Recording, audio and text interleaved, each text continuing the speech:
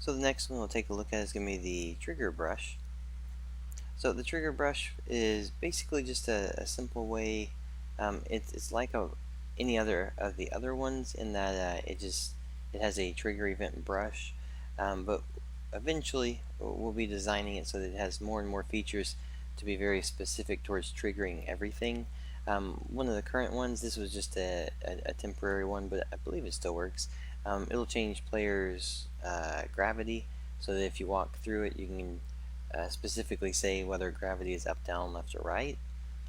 But the main idea behind this one is it has the trigger enabled for it by player and by tile just by default on it, and the size for it is just the size of the block. What we'll do though is use it so that while you're working inside a scene, you'll be able to see a little more clear what is a trigger state, because you'll see the little icon for it, and that may kind of help in terms of design method and stuff. So what we'll do is we'll just do a simple scene here. Maybe we'll say that how about we do the player, we'll move here. We'll just make a little box to go around, and then drop the player back down and around inside it. There we go. So we're going to have the player trigger this, and we'll say that he's going to trigger the block to move out of the way. And then to incentivize him here, we'll place a heart down here. There we go. Okay, so with this one, what we can do is go to the properties for the trigger, and we'll just say we'll put the trigger event brush onto the block here. So we're going to say that when player walks across here, he's going to trigger and send a message over to block, and then block is going to say, if I get triggered by this guy, how about on enter, we take the move position, and we'll say we'll offset it up to about 20 and turn on the green cap piece for it to let it know that we want to save that.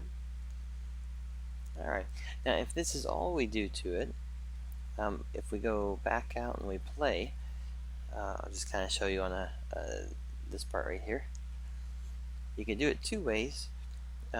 We could add a physics block in that the player could push on top of this spot, or you could set it where it's just a permanent element to it, and by that, once it gets done saving here. Alright, so now that it built, we'll go ahead and just have it where the player will walk by. Now when I exit the trigger though, the block comes back down. So you get the impression you can walk in, but then you can't. What you can do with this though are a couple of things. We could do one where we could actually say, well, how about we give the player a block right here, and the player could push the block onto it. You could also say that maybe you want to have it so that the block, the player, when you move to it, the trigger on exit actually is offset up here as well, and then the block just stays up at the top. And then what we could also do here, well, let's say that when you go over here, let's make sure that the player is all the way down when he comes down to here, so that we can make sure he's inside of this area. So let's add one more event here to it. We'll say that on this one, when the player enters this one,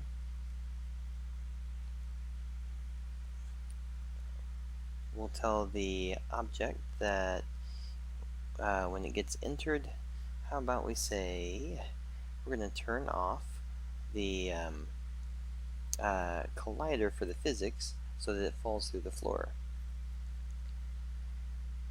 So we'll say collider is now going to be disabled on enter, and on exit we'll go ahead and say it's going to stay off as well.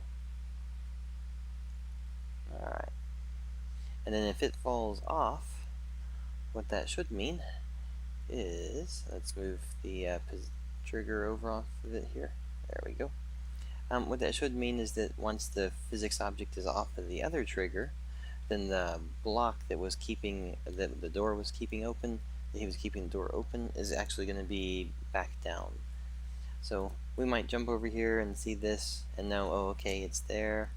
But if we were to push this into the block, and then we come over and we go grab our heart, all of a sudden we're now stuck because this fell through the floor and the block's now back up inside of there. So kind of just a little fun event that you can place with it.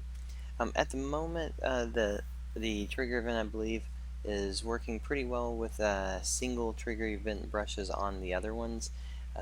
You can try multiple, but you might run into some issues. We're working through some of those right now, but this one, as of right now, have some fun with just placing them in like this and setting up some nice single events to happen with it.